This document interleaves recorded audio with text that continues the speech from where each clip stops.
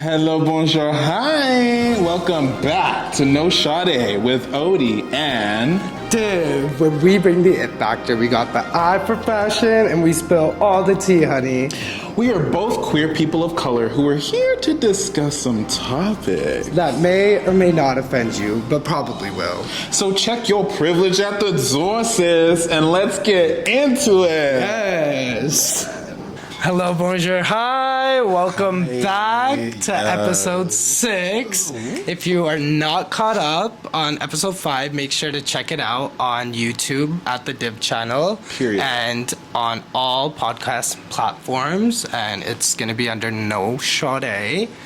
And obviously follow us on Instagram because we're amazing at the Div channel. And I am at Odie. It's going to be all over here as usual. So for today's topic, we are going to be getting into something pretty juicy. We're going to talk about how to navigate through the gay scene as a person of color. So this is for anybody of color. We'll be talking about our experiences, what we've gone through, what we've done, what we could have done differently. And we have all these topics that we're going to dive into. 100%. We're going to get into it today. We're not going to shy away. We're about to do what we do best, which is have great conversation, darling. And along with those great conversations, you know what we do, which is we like to nibble on something. So for today's episode, we're going to be nibbling on these Skittle gummies that you see here. The viewers at home, the listeners at home, like if you Skittles. if you haven't gotten into these Skittles, I don't know what you are doing. Like these Skittles are everything, and they're gummies. Like it's perfect. You know what I mean? Yeah, we've high-key tried them. These ones are better. The original are better than the purple bag. But, you know, there's nothing for you. The co-host is already doing the most. But I really have been waiting to dive into these. But Right. Do you want to open this bag? yeah, I'll go ahead. So speaking about diving in, we're about to get into some topics. So we're not going to shy away. We're just going to get right into it, and we're going to start off by co-signing. Now, what is co-signing? Odie, Div, what is co-signing? And we're here to tell you that co-signing is obviously what it says, which is you agreeing with somebody else's behavior. You not saying something, or maybe you acknowledging something, or just kind of turning a blind eye. Like that in itself is co-signing, whether it's negative or positive. It's a co-sign. You dot the pen, you put the ink in there, and you signed. It's sort of similar, I would say, to like being a bystander. Oh, absolutely. And not saying anything or trying to address the situation. And a lot of people, I feel like, co-sign because they kind of get a benefit out of something. Oh, absolutely. Like they won't say something because it's like a certain friend group, or maybe they get something out of it, Right. like money or nice things. You know, people move shady, and sometimes they'll co-sign behavior for things that they want. It's selfish behavior. Which is just kind of unfortunate. You know what I mean? Like, to me, I feel like you're the same way. Like, if somebody's moving a little bit shiesty or whatever the case may be, if you miss Friend them, or not. you know, I just feel like you should be able to have those conversations and be like, listen, sir, ma'am, whatever I want to identify as, like, you moved a little bit crooked. So I just feel like co-signing can be something positive but also dangerous at the same time, depending on the message, which again leads us into another part of co-signing, which is problematic behaviors. Yep. I feel like in 2022, a lot of people are just co-signing problematic behaviors, and this wouldn't be the No Shadé podcast, darling, without us spilling a little Shadé. Some tea. So I just feel like when we're talking about problematic behaviors, like what does that look like to you, Dan? Well, I feel like problematic behavior, co-signing go like hand in hand, because like an example of problematic behavior is co-signing people's toxic behavior. Exactly. And we see it a lot in the gay community where a lot of people co-sign behavior. I've seen a lot of other gay individuals be victim to like a lot of bullying and a lot of, what's the word? Like cliquey behavior. Right. True or not, a lot of rumor spreading, a lot of like toxic high school stuff, and a lot of these people are at a big age for like not to be Big doing age. that. But so no, I like seriously. I feel like it's so relevant in the gay community. It's true. Because nobody gets checked for it, and then once they get checked, it's a big problem. And the other thing, and because we're on the topic of POCs, I think this is the other thing that we need to touch on, is of course people aren't going to get checked, and I don't want the Caucasians at home to feel like we're always coming for them, but at the end of the day, like, you fill in the blank. But when it comes to problematic behaviors, like, of course things are always going to be problematic when it comes to, you know, queer spaces, when majority of the queer people in those spaces are Caucasian. Like, and especially if you all have the same mentality, you have the same upbringing, you have the same all of that jazz, like, and you don't correct each other, that's just an equation that's going to equal a disaster of you co-signing problematic behavior. And I feel like, for example, like, I've been in situations where I've been in groups where there's been situations where behavior has been problematic and toxic, and I'm not the person to shy away from telling, you know, as Nene Leakes would like to say, you got to read sometimes, right? So I'm not afraid to read, but at the end of the day, like, I'm only so much, because there's only so many things people are going to say to us because we're people of color. Yeah. What really matters is for the Caucasians at home, when you're in those groups with your friends and we're not there, and you see all your little, you guys are chatting, you need to come in and step in and correct those people behind closed doors, because that's the problem. So that's another tool for your tool belt, is when you're behind, this is how you can solve the problem. Caucasians, we're talking to you. This is the moment. At the forefront. I'm going to say it loud for the people in the back. Okay? When people are coming for your friends that are people of color in your group, and you see a bunch of white people in the circle, speak up. Because you need to nip that in the derriere at that moment. Do you feel the same way, dude? Of course. Come on. Like, and I feel like I kind of like to get to the stem of co-signing and problematic behavior. Like, I feel like there's so many issues, and it's so deep rooted, because in these circles that are, you know, predominantly, if not all white individuals, they don't, it's like they're normal. Like, they don't need to really, like, not, they don't need to, but they don't get checked, because everybody's on the same page. Absolutely. And everybody agrees with everyone's mentality. There's no challenge. Unless, like, it's another white individual being affected. Absolutely. Absolutely. And it's just, it's really unfortunate. And at the same time, it's like, I don't like when people make comments where it's like, oh, well, this is how our group is. Or, again, you're co-signing that behavior. It's like, no, like, your group can change, right? Like, if... What are some excuses you've heard for people's behavior? Problematic behavior? Let's share. Okay, now it's time to get into the tea. Now, I'm about to be really messy, so I'm going to put that disclaimer out. I'm not going to say, no. We keep it very cute on this channel. I'm not saying names. That's not the point. The point is, so as a minority, I want to pose this question out, and you guys can comment in the description. You can sound off. Let us know how you feel about what I'm about to ask. But if you're a minority, right, and you're having a conversation with somebody, and you're trying to say that as a minority, this and this should not be said to another person that's a minority. And the person that you're having this conversation with, right, is visibly white. But they could identify as some type of minority, whatever the case may be, but they're visibly white. So if that visibly white person were to say, oh, I understand where you're coming from because, you know, my ancestors and blah, blah, blah, blah, blah. How do you take that as a minority, like a person of color?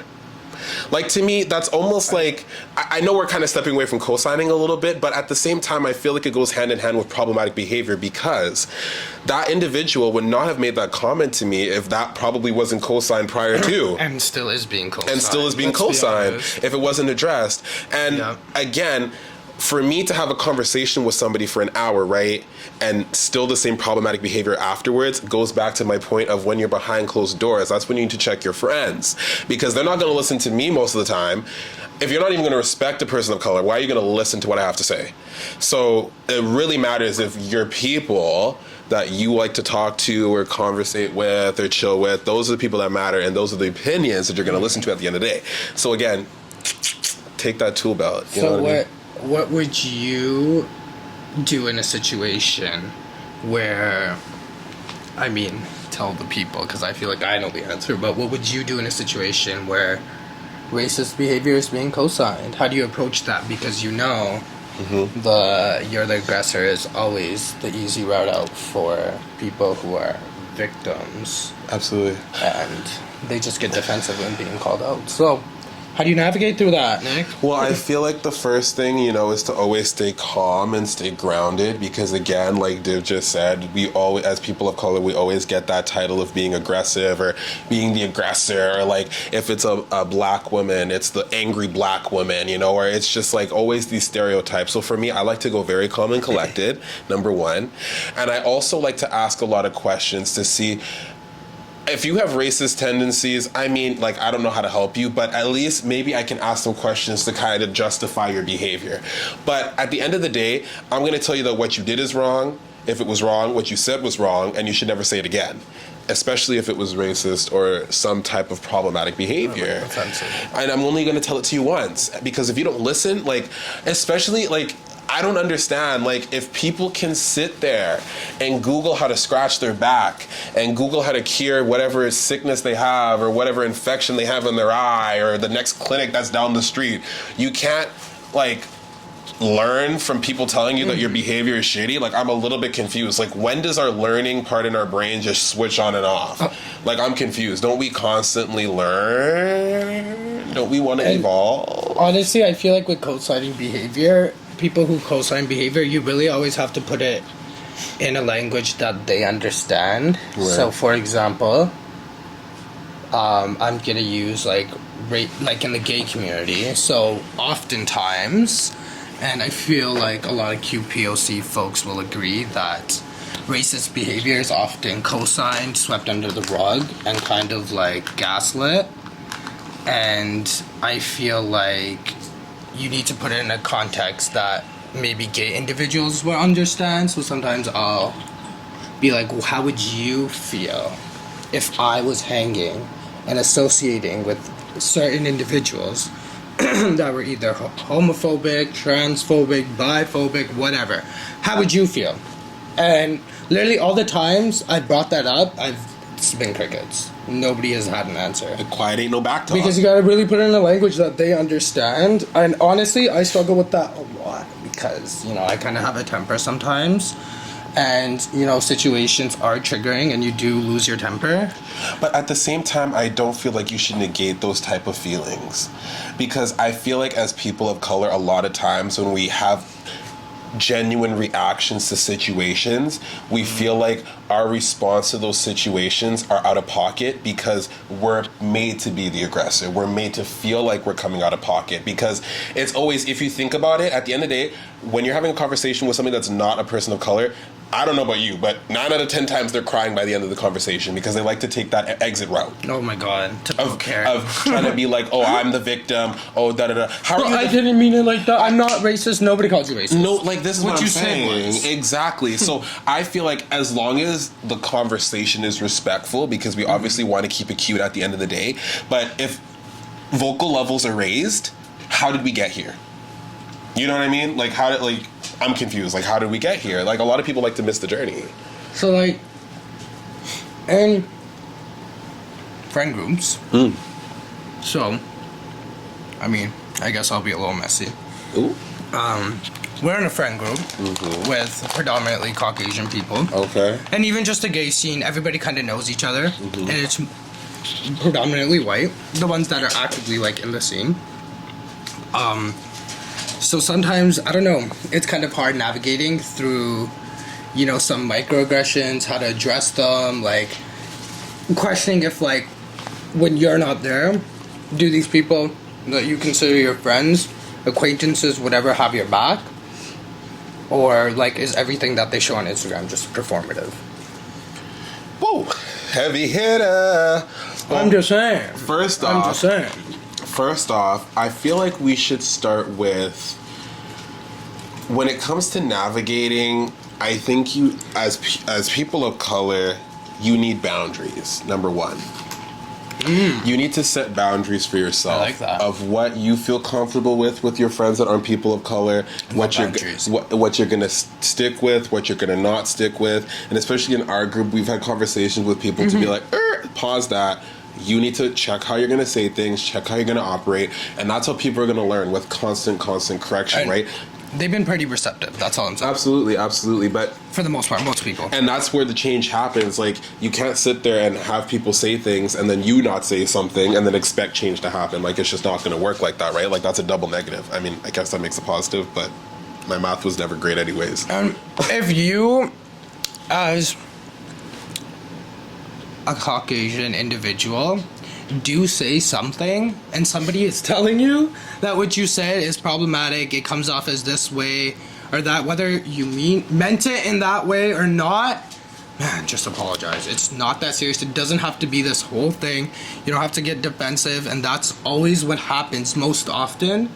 And that's why I feel, at least personally for me, I kind of retract sometimes from expressing how I feel because of reactions I've gotten in the past where I've just felt like gaslit, or literally people lie in your face and be like, I never said that. And I'm like, sorry, then I guess I'm delusional. So... But at the end of the day, you know, I think the proper strides to take, because that's happened to us a lot of times where people are like, oh, I never said that, or oh, you took it out of context, or da-da-da-da-da. And at the end of the day, no one can tell you how you took something. That's your story, that's your right. And if you heard that, that's what you heard. Mm-hmm. So at the end of the day, it doesn't matter how did we get here. And I feel like, again, obviously the fact of educating and setting your boundaries is super, super huge. But I feel like as well, you definitely need to do a little bit of digging, a little bit of soul searching. I feel like, you know, when we're people of color, like, we definitely have a lot of experiences that a lot of other, you know, Caucasians have never experienced. Mm. So I just feel like, if you want to be in groups with people like that, you need to obviously dig deep and figure out, like, why? Like, why am I always gravitating towards the same people? Like, what's happening? Like, how, for example, in the city that we live in, the gay scene is, or sorry, the queer, however you want to say it, okay, is very tiny. And it's just like the people of color in the city are even more minuscule. So that in itself is problematic. And, you know, I don't even know we're beating around the bush. Queer people are always shady and catty. Like, I don't know why we're not calling a spade a spade. It's always cliquey. It's always problematic. People always have problems. That's why I never had many queer friends. And until recently. It's toxic, too. It's just not a cute look. Like, I don't know. Everybody's always trying to come for people. There's body shaming issues. And again, when you're a person of color, how do you navigate that? And I feel like, again, another thing is to start surrounding yourself with more people like yourself, because at the end of the day, like, there's only so much teaching that you can do to people. Like, we're in 2022, there's no more miskeying, there's no more sheepness, there's get with it. I feel like even in terms of the Winnipeg gay scene, like, when we do go out, like, me and Nick have sat down and been like, how come there aren't, like, we know there's more QPOCs out there, but like, where are they? And I feel like kind of navigating through the gay scene is with each other. Whether, like, and again, we're not all gonna get along, we're not all gonna love each other, but, you know, it's sort of like we kind of gotta band together because we all have, like, similar experiences, but that are different. So I feel like having a little community of your own, it gives you that reassurance. And even when you're going into situations where you're gonna check somebody, you kind of, it's like somebody has your back. Right. So even like in situations where I've kind of just came for people and for saying stuff, I've often been alone, and I like always get shut down. But whenever, let's say you're there, nobody's gonna say anything. Quiet. It's quiet because they don't want that smoke. They're kind of watching what they're saying, which is very interesting, actually. And because we've talked about this too, the reason why they're not going to say anything is because it's hard to make a story look crazy when there's two different people you have to confuse. It's hard. When you can confuse one person and paint the narrative differently, it's easy. It's easy to confuse. It's easy to paint one person out crazy. Two people? You gotta work double time. You have to have a backup plan because it looks wild. You can't make two people look crazy. You need to have evidence, concrete. I need sources. I need day stamps. I need receipts, plural. Like, you gotta come with it or get lost. Like, at the end of the day, like, I feel like of people, like, when we're talking about people of color and navigating queer spaces, it's even more of a hard thing to deal with, especially when we come to intersectionality and like dealing with other boundaries that people don't really even grasp. Like, I know that was a large term for some of you at home, but take the time. We'll pause. Stop. I hate you. Keep going. Well, Google. Keep going.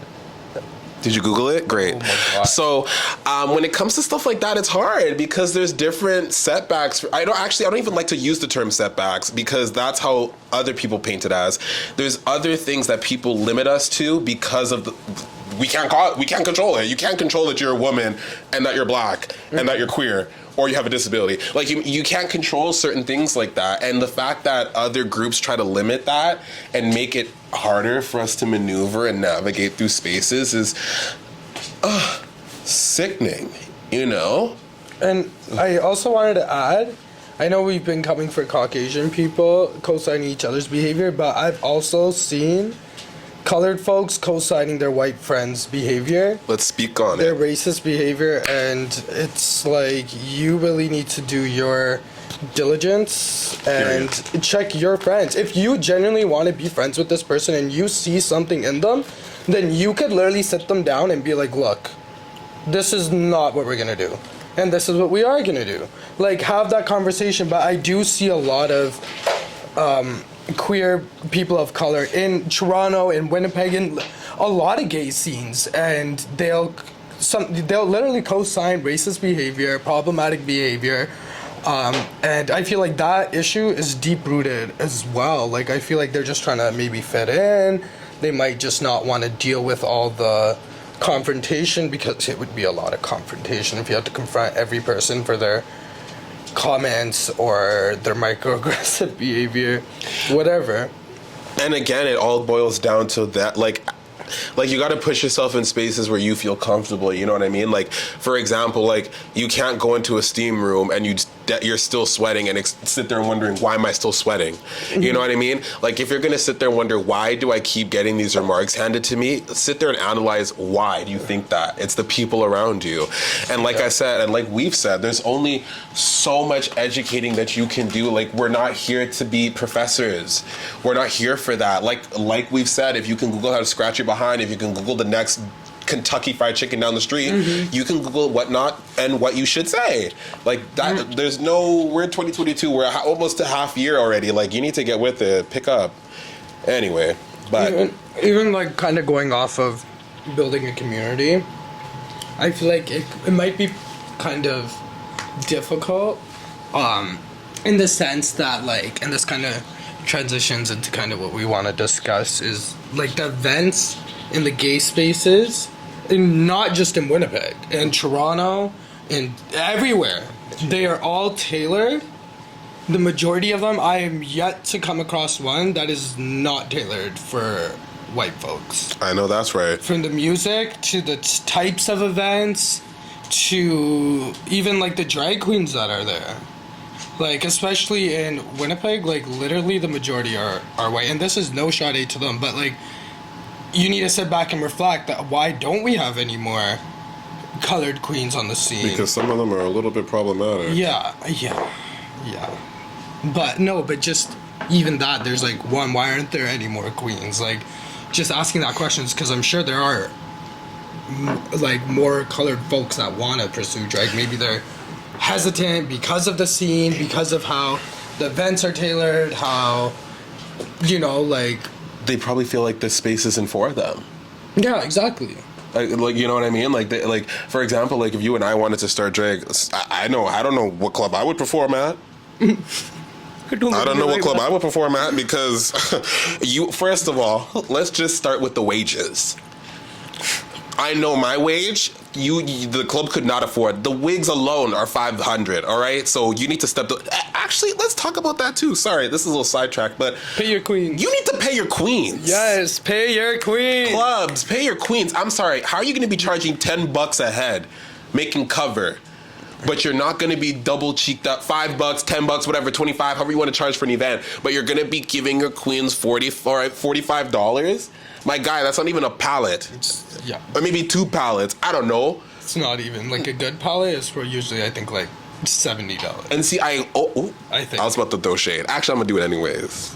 Yeah. I was always wondering why some queens are so busted, but it's because, of course, the bills are so cheap. The fee is so low. I hate How do you expect the queens to step the pussies up if the bill, it's low? Get the money up. Get the bag up. How are you supposed to think about it? No, it makes sense. If the wig looks synthetic, they ain't getting paid. I mean, realistically, if you want your queens to look better, give them more money. Yup. That's the true tea. It's the true tea. And all Shadé. And all Shadé maybe have more events tailored to QPOC folks. Period. We'll actually show up. We feel invited. The last POC event. It's popping. Woo! I said to the DJ, stop. I need a break. There's no oxygen around. I need a break. I need to say one thing. Just the fact that we have to have QPOC nights. Like that just says something in itself. Like why are there no white nights? Because that's every night. You actually made something click in my cranium. Why is there POC nights? It should be POC night every night. Yeah. No, it should be every night. Everyone every night. Yeah. Why is it POC event? Just the fact that we have QPOC nights and like been requesting them, that's a problem in itself. And people don't want to talk on it. The club owners, this is all Shadé to y'all. Management, everybody needs to do better because it's 2022. Do we forget on what gay rights was found on? And Lord forbid, please, just remember where we came from. Like Div was literally saying, like, do we have amnesia and delusion? Like clearly our whole city's been drinking. I'm confused. Like cities, it's not just exclusive to Winnipeg because this behavior is it's in the major cities and it's even more so toxic in the major cities because there's so many more gays. There needs to be more young, and I say young, QPOC that open up businesses because we need more spaces that are not just for obviously QPOC people, but I feel like we need businesses owned by QPOC people because the direction needs to be obviously QPOC forward because at the end of the day, baby, everything in mainstream culture, majority has been ripped off of QPOC people. And gay culture. All of gay culture. Y'all want to be running like, yes, mama, and yes, queen. Girl, and yes, queen. Where do you think that came from? Work, and my wigs. Ballroom girl. Bye girl. Bye wig. Like, it all came from queer culture. Like, the last time, like... You see white twinks saying it the most. And I see everybody, girl, everybody's girling. It's like, what are you talking about? Like, get with it. Like, I'm a man. Please don't kill me. Don't call me girl. But I just feel like, honestly, at the end of the day, as QPOC, the best thing that you can do, and I feel like this is a great tool for your tool belt. Like little notes. Is just be self-aware. Be super self-aware and also be careful on how you open up your energy and how you open up yourself to other people. Protect yourself, protect your energy, because at the end of the day, that's what really matters. And the people around you is what really matters, and the people you surround yourself with and ground yourself with is what really, really matters. And the people that are there for you will show support. The people that don't want to be there for you won't show support. And you'll know those people. There's this saying my mom used to say, is that at the end of the day, the goats will be separated from the sheeps. So that being said, it is what it is. You know what it is. If it's up, then it's stuck. And just honestly, create your own kind of community, your own circle of people that are woke. And it doesn't always have to be all colored folks. Like, I have some woke white friends, but like... Yeah, of course. I just feel like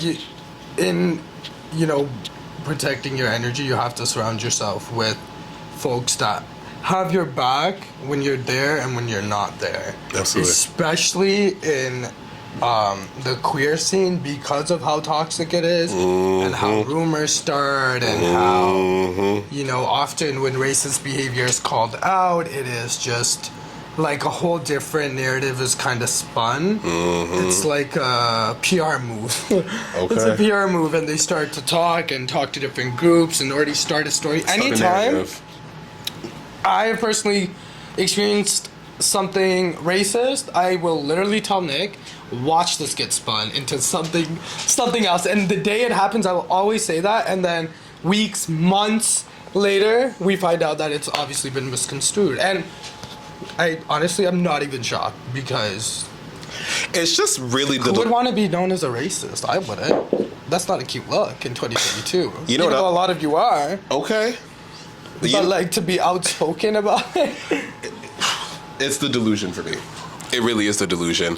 Like, a lot of the people, like you said, like, I don't understand why you would want to be racist or like to, like, to me, at the end of the day, like, I don't really give a if you want to be racist, but keep it internal. No, I don't care. I really don't. But keep that shit to yourself. Keep it in your brain. I prefer it the other way. I was like, if you're gonna be racist, do it with your chest. But what does like, that say solve? it to me. But what does it solve, though? That we see each other. No, but you could tell a racist from a mile away. Look at the jeans. Well, for the most part, but there's those closeted racists. We talked about this. No, the only thing, the roots. You'll see it by the roots and the bald edges. That's what you can see. You'll know a hateful person by the balding of their edges, the gap in the teeth, the hem of their pants, the dragon breath. The dragon breath. Like, you'll know. And of course, people are like, you can't be throwing shade at people and their appearances and da da da. No, but guess what? If you want to be racist and you want to come, we'll go toe to toe. Everything from the strand of your dry panting hair to the very crust of your fungi feet. I'm going there. It's a read. It's a read every day, baby. The library is open, honey. Do you have any more tools to give? I feel like we covered everything. I feel like we covered a lot. I feel like when it comes to navigating, just know your space, know yourself, know the people you surround yourself with. Call out problematic behavior. Do not cosign. Do not cosign. And I'm gonna just leave off with one little pointer, and this is more so for Caucasian folks. When you are in a situation where, you know, you're kind of co-signing, or you have a friend that has made a racist comment or has done something that has offended somebody, call them out. Period. Because you as a friend are probably going to get through to them more than probably a stranger is. And I know that's right. And you trying just shows that you're actively trying to dismantle these deep-rooted issues. And that's all you have to do is try. Nobody's saying that you have to change perspectives. Nobody's saying you have to change how people think. But if you could just call it out, like, that's just a step in the right direction, in my opinion. And that's all you really have to do, because I have so many of my white friends that will ask me, what can I do? What can I do? What can I do? I was like, just you asking, you trying, that is you doing. Absolutely. There's people who don't even care. They don't ask. They don't actively try. So literally, the only piece of advice for our Caucasian folks is try. And listen. Try and listen. That's it. And before we obviously leave you guys today, we're going to give what we always do, the lackluster bitch. Oh my God, I didn't even think of one. It's okay, I'll ramble on mine a little bit while you think of yours. So I was sitting here thinking, like, who's going to get this award for today? And it's going to the DJs. Oh, no, I wanted to do the DJs. Okay, well... I'm kidding, you can do it. I have a lot to... Well, not a lot to say, but the DJs, step it up. Because if we're coming to you with song requests, your whole point, the reason why you're getting a check at the end of the night, and so I don't want to... I want to hear bops. And if I hear Anaconda one more time as the Nicki Minaj song that you play... Where are we? I'm unplugging the speaker. Unplugging it. Like, I'm sick and tired of Pound the Alarm. And Dominoes. I'm a Nicki fan, okay? Like, I am a Nicki fan. But I'm tired of Anaconda, Pound the Alarm. They don't even like super bass. You'll be lucky if they touch super bass. Like, lucky. But my whole thing is, DJs, we're spending money, right? The patrons are spending money. So cater to the patrons. If I'm asking for Chun-Li, by time Britney Spears is off, Chun-Li better be next on the playlist. Because who's dropping money at the end of the day? Who's popping? Well, actually, sorry, maybe side note too. Another thing, clubs, you're also getting the Lactose Bitch of the Day award, because why is there no bottle service at gay clubs? Where is the bottle service? Where is it? Where is your scooter? Where is it? Where is it? Where's the bottle service? No, seriously though. Sorry, but my lackluster bitch of the day, I really think, is going to go to the problematic queers out there that love to stir the pot and continuously come. Queer people of color, I am over your shit. And, you know, karma's a bitch, and it's coming for you. I'm just gonna sit here. She's working overtime in 2022, honey. She's trying to catch up from before the pandemic. She got slowed up. But karma is working overtime. You know why? Because she whispered to me. She said, we're done. Okay. Sorry, I just got a little crazy. Just a little carried away. Anyways, make sure to check us out on YouTube, Instagram, and all podcast platforms. Mm-hmm. And we'll see you guys next week, next time. You know, we're kind of lazy with it, so we'll see you when we see you. And you'll get the tea when you get the tea. Bye. Bye.